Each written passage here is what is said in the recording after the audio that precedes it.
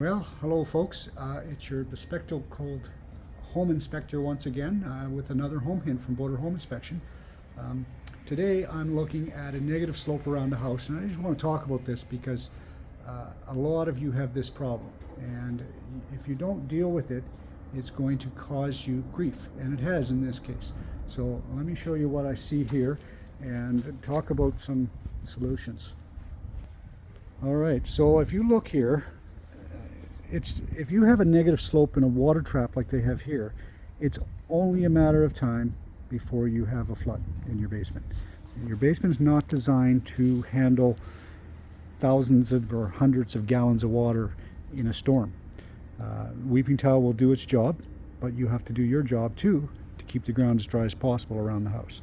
So this is literally a water trap, so it's probably 8 inches higher here and maybe even more as you go further away. So maybe you'd need to get about 12 inches before the water would actually run off and go to the street. And there's two houses here, both of them flooded recently.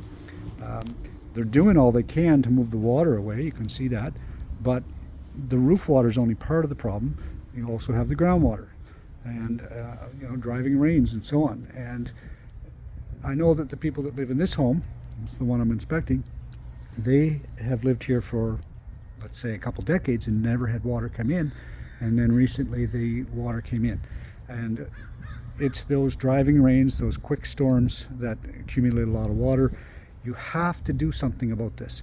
Now, the good news in this case, as I explained to my customer, is that this is a concrete basement, and because it's concrete, there's no reason why you can't take out all this material, make sure you get rid of the topsoil, and put in a good clay base with a good slope. Now I'm trying to encourage them to try to work with the neighbor, and they do it together, so you end up with a swale that's higher than this piece right here.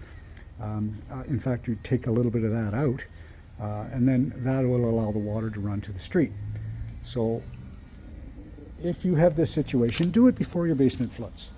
In this case, water's going to come up high enough, it's going to run in the window, and it did in this case.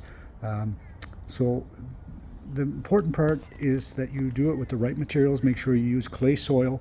If you want to put the rock back, go ahead, put it on top of the clay. I always recommend using like a plastic, like that farmer's plastic they use for grain bags. It's free for the most part. Put it down, then put your rock back on top.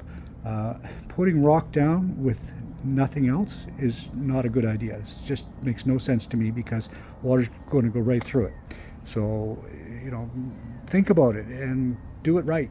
And if you don't know how to do it right, watch videos like this one, and hire people that know what they're doing. And honestly, a lot of times people that are supposed to know what they're doing don't do a very good job either.